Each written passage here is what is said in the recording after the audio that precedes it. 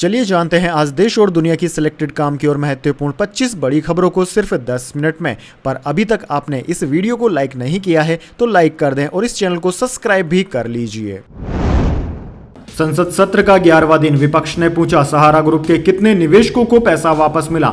वित्त मंत्री बोली कोर्ट में जाकर पूछिए। जी हां दोस्तों, संसद के मानसून सत्र का सोमवार को 11वां दिन है। लोकसभा में आज प्रश्नकाल के दौरान सीकर राजस्थान से सांसद CPIM अमराराम ने पूछा कि सहारा ग्रुप में निवेश करने वाले कितने लोगों को पैसा वापस किया गया और कितना किया गया। इस पर पहले वित्त राज्य मंत्री पंकज चौधरी ने कहा कि अभी तक 138 करोड़ रुपए वापस किए जा चुके हैं। अमराराम इस पर संतुष्ट नहीं हुए और दोबारा सवाल किया। इस पर वित्त मंत्री निर्मला सीतारमण बोली कोर्ट में जाकर पूछिए। वित्त मंत्री बोली सुप्रीम कोर्ट हमें सुपरवाइज कर रहा है, हमारे ऊपर हाथ उठाने का कोई फायदा नहीं है। सरकार निर्णय नहीं कर सकती। कोई सदस्य बाहर जाकर यह न बोले कि सरकार पैसे नहीं दे रही है। चलिए दोस्तों जान लेते हैं अगली खबर। हिंसा के बाद बांग्लादेश प्रधानमंत्री शेख हसीना का इस्तीफा, देश छोड़ा। गाजियाबाद के हिंडन एयरबेस पहुंची। NSA ढोबाल मिले, लंदन जा सकती है। जी हां दोस्तों, बांग्लादेश में 2 महीने से चल रहे आरक्षण विरोधी छात्र आंदोलन के बाद प्रधानमंत्री शेख हसीना ने सोमवार 5 अगस्त को पद से इस्तीफा दे दिया। हिंसक माहौल के चलते शेख हसीना को देश छोड़कर भागना पड़ा। वे सेना के विमान से रवाना हुई। खबरों के मुताबिक उनकी बहन रेहाना भी उनके साथ थी। वे बंगाल के रास्ते दिल्ली पहुंच गई। मीडिया रिपोर्ट्स के मुताबिक उनका विमान गाजियाबाद के हिंडन एयरबेस पर उतर गया है। इसके बाद वे लंदन, फिनलैंड या दूसरे देश जा सकती है। बांग्लादेश के सेना प्रमुख ने कहा कि हम अंतरिम सरकार बनाएंगे, देश को अब हम संभालेंगे। आंदोलन में जिन लोगों की हत्या की गई है उन्हें इंसाफ दिलाया जाएगा। चलिए दोस्तों जान लेते हैं अगली खबर। सुप्रीम कोर्ट बोला कोचिंग संस्थान डेथ चैम्बर बन चुके हैं, ये स्टूडेंट्स की जान को खतरे में डाल रहे हैं। केंद्र दिल्ली सरकार को नोटिस। जी हां दोस्तों, दिल्ली की राव IAS कोचिंग के बेसमेंट में चल रही लाइब्रेरी में पानी भरने से 27 जुलाई को 3 स्टूडेंट्स की मौत हो गई थी। सुप्रीम कोर्ट में सोमवार को जस्टिस सूर्यकांत और जस्टिस प्रज्वल भुइया की बेंच ने दिल्ली के कोचिंग सेंटर्स को डेथ चैम्बर बताया। बेंच ने कहा कि हम कोचिंग सेंटर्स की सुरक्षा को लेकर चिंतित हैं। कोचिंग सेंटर्स बच्चों की जिंदगी के साथ खेल रहे हैं। कोर्ट ने केंद्र सरकार और दिल्ली के चीफ सेक्रेटरी को नोटिस जारी कर पूछा कि कोचिंग सेंटरों में क्या सेफ्टी के नियम लागू किए गए हैं। कोर्ट ने कहा कि हमारा यह सोचना है कि अगर कोचिंग सेंटर सेफ्टी नॉर्म्स को पूरा नहीं करते तो इनको ऑनलाइन मोड में पढ़ाई शुरू कर देनी चाहिए। चलिए दोस्तों जान लेते हैं अगली खबर। बर्खास्त IAS पूजा खेड़कर पर लड़की गिरफ्तारी की तलवार, अग्रिम जमानत के लिए पहुंची दिल्ली हाईकोर्ट।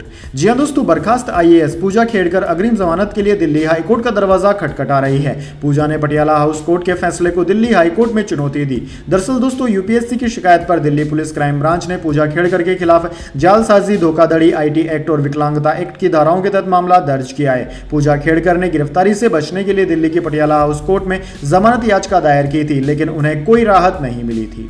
चलिए दोस्तों जान लेते हैं अगली खबर। मनु भाकर क्लोजिंग सेरेमनी में भारत की ध्वज वाहक होगी। पेरिस ओलंपिक में 2 मेडल जीते, 11 अगस्त को होगी सेरेमनी। जी हां दोस्तों, double Olympic medallist Manu Bhaker Paris Olympic के क्लोजिंग सेरेमनी में भारत की ध्वज वाहक होगी। भारतीय ओलंपिक संघ IOA के एक अधिकारी ने PTI को बताया कि हाँ, मनु को ध्वज वाहक चुना गया है। उन्होंने बेहतरीन प्रदर्शन किया है और वह इस सम्मान की हकदार है। दोस्तों, हरियाणा के झज्जर की रहने वाली मनु भाकर ने पेरिस ओलंपिक में इतिहास रच दिया। मनु ने women's individual 10 metre air pistol में और मिक्स्ड इवेंट में सरबजोत सिंह के साथ मिलकर ब्रॉन्ज मेडल जीते। वे एक ही ओलंपिक में 2 पदक जीतने वाली पहली भारतीय खिलाड़ी बनी है। चलिए दोस्तों जान लेते हैं अगली खबर। बुजुर्गों को क्रेडिट कार्ड नहीं देने पर रेणुका चौधरी ने राज्यसभा में RBI को सुनाई खरी खोटी, बोली भेदभावपूर्ण है नियम। जी हां दोस्तों, राज्यसभा में सीनियर सिटीजन को बैंकों की ओर से क्रेडिट कार्ड जारी नहीं करने का मसला उठा। कांग्रेस सांसद रेणुका चौधरी ने शून्यकाल के दौरान यह मसला उठाते हुए कहा कि 60 साल से ज्यादा उम्र के लोगों के पैसे बैंकों में डिपोजिट के तौर पर रखे जा सकते हैं, उस पैसे का बैंक इस्तेमाल कर सकते हैं, लेकिन सीनियर सिटीजन को क्रेडिट कार्ड बैंक जारी नहीं करते। रेणुका चौधरी ने बैंकिंग सेक्टर के रेगुलेटर भारतीय रिजर्व बैंक के इस नियम पर हैरानी जताते हुए कहा कि यह अजीबोगरीब नियम है। चलिए दोस्तों जान लेते हैं अगली खबर। CBI की गिरफ्तारी के खिलाफ केजरीवाल की याचिका हुई खारिज। हाईकोर्ट ने कहा ऐसा नहीं लगता कि उनकी गिरफ्तारी बिना वजह हुई। जी हां दोस्तों, दिल्ली हाईकोर्ट ने सोमवार को अरविंद केजरीवाल की CBI की गिरफ्तारी को चुनौती देने वाली याचिका को खारिज कर दिया। साथ ही जमानत याचिका के लिए निचली अदालत जाने को कहा है। कोर्ट ने कहा है कि यह नहीं कहा जा सकता कि CBI ने केजरीवाल की गिरफ्तारी बिना किसी ठोस कारण के की है। कोर्ट ने 29 जुलाई को इस मामले में हुई सुनवाई में फैसला सुरक्षित रख लिया था। सुनवाई में CBI ने कहा कि केजरीवाल ही दिल्ली शराब नीति केस के असली सूत्रधार हैं। उनकी गिरफ्तारी के बिना मामले की जांच नहीं की जा सकती थी। 1 महीने के भीतर हमने चार्जशीट दाखिल कर दी है। कोर्ट के फैसले पर आम आदमी पार्टी ने कहा कि CM अरविंद केजरीवाल की CBI की गिरफ्तारी को सुप्रीम कोर्ट में चुनौती देंगे, साथ ही जमानत के लिए अपील भी करेंगे। चलिए दोस्तों जान लेते हैं अगली खबर। चैंपियंस ट्रॉफी के लिए आईसीसी ने 544 करोड़ का बजट तय किया। इसमें पाकिस्तान के बाहर वेन्यू के लिए लागतें भी शामिल। अगले साल खेला जाएगा टूर्नामेंट। जी हां दोस्तों, इंटरनेशनल क्रिकेट काउंसिल आईसीसी ने चैंपियंस ट्रॉफी 2025 के लिए बजट तय कर दिया है। क्रिकबज की रिपोर्ट के मुताबिक आईसीसी ने हाल ही में कोलंबो में अपनी एनुअल जनरल मीटिंग में करीब 544 करोड़ रुपए यानी कि $65 मिलियन के बजट को मंजूरी दे दी। इस बजट में पाकिस्तान के बाहर कुछ खेलों के आयोजन से जुड़ी लागतें भी शामिल है। रिपोर्ट के मुताबिक भारतीय टीम पाकिस्तान खेलने के लिए नहीं जाती है तो उसके मैच हाइब्रिड मॉडल के तहत पाकिस्तान से बाहर आयोजित कराए जा सकते हैं। ये मैच यूएई या श्रीलंका में आयोजित हो सकते हैं। चलिए दोस्तों जान लेते हैं अगली खबर। बांग्लादेश में हिंदुओं का हो रहा नरसंहार। 1 करोड़ शरणार्थी बांग्लादेश में घुसेंगे, शुभेंदु ने चेताया। दरअसल दोस्तों पड़ोसी मुल्क बांग्लादेश के हालत बेहद खराब है। वहां की प्रधानमंत्री शेख हसीना का तख्ता पलट हो चुका है। जनता पूरी तरह बगावत पर उतर आई है। अब खबरें हैं कि वहां हिंदुओं को निशाना बनाया जा रहा है। बांग्लादेश के हालात पर अब पश्चिम बंगाल के विधानसभा में विपक्ष के नेता शुभेंदु अधिकारी ने आने वाले खतरे के प्रति आगाह किया है। उन्होंने कहा है कि आने वाले वक्त में बांग्लादेश से 1 करोड़ हिंदू शरणार्थी पश्चिम बंगाल में आने वाले हैं। इनके लिए आप तैयार रहें। शुभेंदु अधिकारी ने पश्चिम बंगाल विधानसभा के मानसून सत्र के दौरान कहा कि बांग्लादेश में हिंदुओं का नरसंहार हो रहा है। रंगपुर में नगर परिषद के पार्षद हरधन नायक की हत्या कर दी गई। सिराजगंज के थाने में 13 पुलिसकर्मियों की हत्या कर दी गई। इनमें 9 हिंदू हैं। वहीं नोआखली में हिंदुओं के घर जला दिए गए। मैं पश्चिम बंगाल की मुख्यमंत्री ममता बनर्जी और राज्यपाल से यही कहूंगा कि वे तुरंत इस मामले को लेकर भारत सरकार से बात करें। चलिए दोस्तों जान लेते हैं इसके बाद अगली खबर। वायनाड लैंडस्लाइड की जिसने दी थी सूचना उसकी बॉडी मिली। अब तक 387 मौतें, 180 लापता। आज से वायनाड के स्कूल खोले गए। जी हां दोस्तों, केरल के वायनाड में 29 जुलाई की देर रात बारिश के बाद हुए लैंडस्लाइड में मरने वालों की संख्या 387 पहुंच गई है। इनमें से 172 की पहचान हुई है। 180 लोग अब भी लापता हैं। सर्च ऑपरेशन का आज 7वां दिन है। पीटीआई के मुताबिक वायनाड के चूरलमाला के एक प्राइवेट हॉस्पिटल की स्टाफ नीतू जोजो इस हादसे की पहली इन्फॉर्मर थी। उन्होंने इमरजेंसी सर्विस को सबसे पहले अलर्ट कर मदद की गुहार लगाई थी। नीतू ने डॉक्टर शाहनवाज पिल्लयाल को भी फोन किया था, जो उसी हॉस्पिटल में डिप्टी जनरल मैनेजर हैं जहां नीतू काम करती थी। बाद में उनकी बॉडी अब मिली है।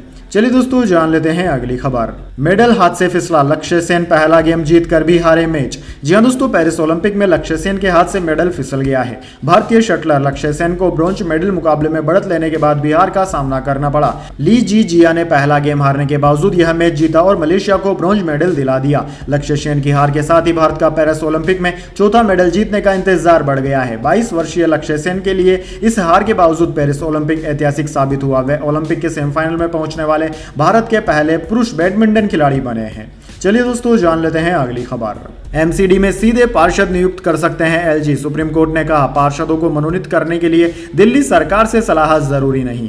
जी हां दोस्तों, सुप्रीम कोर्ट ने कहा है कि दिल्ली नगर निगम में 10 मेंबर नॉमिनेट करने के उपराज्यपाल एलजी के फैसले को मंत्रिपरिषद की सहायता और सलाह की आवश्यकता नहीं है। CJI DY Chandrachud, justice Narasimha और जस्टिस जेपी पारदीवाला की बेंच ने कहा कि एमसीडी में सदस्यों को नामित करने की एलजी की वैधानिक शक्ति है, न कि कार्यकारी शक्ति। सुप्रीम कोर्ट ने उपराज्यपाल के 10 एल्डरमैन नियुक्त करने के फैसले को बरकरार रखा। इससे पहले मई 2023 में कोर्ट ने फैसला सुरक्षित रखा था। चलिए दोस्तों जान लेते हैं अगली खबर। अग्निवीरों की शहादत पर कारगिल पैकेज देगी राजस्थान सरकार। पत्नी को 25 लाख नगद, 25 बीघा नहरी जमीन, सरकारी नौकरी, माता पिता को 5 लाख मिलेंगे। जी हां दोस्तों, राजस्थान में अग्निवीरों की शहादत पर अब राज्य सरकार परिवार को कारगिल पैकेज देगी। राज्य सरकार ने शहीदों को दिए जाने वाले पैकेज में अग्निवीरों को भी शामिल किया है। सोमवार को विधानसभा में नेता प्रतिपक्ष टीकाराम जूली के सवाल के लिखित जवाब में सरकार ने अग्निवीरों के लिए सुविधाएं देने की घोषणा कर दी। दरअसल दोस्तों, शहीद अग्निवीर की पत्नी को कारगिल पैकेज के तहत 25 लाख रुपए नगद, 25 बीघा नहरी जमीन या एमआईजी का मकान, सरकारी नौकरी, बच्चों की फ्री शिक्षा, माता पिता को 5 लाख रुपए की एफडी, रोडवेज में फ्री यात्रा की सुविधा मिलेगी। अग्निवीर के स्थायी विकलांग होने की स्थिति में भी सरकार कारगिल पैकेज जैसी सुविधाएं देंगी। चुनाव से पहले बीजेपी का बड़ा दाव, सीएम सैनी ने सभी फसलों को एमएसपी पर खरीदने को दे दी मंजूरी। जी हां दोस्तों, हरियाणा में विधानसभा चुनाव से पहले नायाब सिंह सैनी सरकार ने बड़ा दाव चल दिया है। सीएम सैनी ने आज सभी फसलों को एमएसपी पर खरीदने के प्रस्ताव को मंजूरी दे दी। मुख्यमंत्री नायाब सिंह सैनी ने कहा कि ऐसा करने वाला हरियाणा पहला राज्य बन गया है। मुख्यमंत्री नायाब सिंह सैनी ने कहा कि मैं प्रदेश के सभी किसान भाइयों को बधाई देना चाहूंगा कि आज कैबिनेट ने फैसलों को एमएसपी पर खरीद के संबंध में प्रस्ताव को मंजूरी दे दी है। इसके साथ ही सभी फसलों को एमएसपी पर खरीदने वाला हरियाणा देश का पहला राज्य बन गया है। चलिए दोस्तों जान लेते हैं अगली खबर। इंडियन डिफेंडर अमित रोहिदास पर एक मैच का लगा बैन, जर्मनी के खिलाफ सेमीफाइनल नहीं खेलेंगे। हॉकी इंडिया ने फैसले के खिलाफ अपील की। जी हां दोस्तों, इंटरनेशनल हॉकी फेडरेशन FIH ने भारत के डिफेंडर अमित रोहिदास पर एक मैच का बैन लगा दिया है। ऐसे में अमित का जर्मनी के खिलाफ सेमीफाइनल में खेलना मुश्किल है। सेमीफाइनल मुकाबला 6 अगस्त को रात 10:30 बजे से खेला जाएगा। दरअसल दोस्तों, FIH ने एक बयान जारी कर कहा कि अमित रोहिदास को एक मैच के लिए बैन किया गया है। हालांकि हॉकी इंडिया ने FIH के इस फैसले के खिलाफ अपील की है। अमित रोहिदास को ब्रिटेन के खिलाफ क्वार्टर फाइनल मैच में 17वें मिनट में रफ टैकल के लिए रेड कार्ड दिखाया गया था। इस मैच में अमित लगभग 17 मिनट खेले थे, लेकिन इस दौरान उन्होंने शानदार खेल दिखाया था।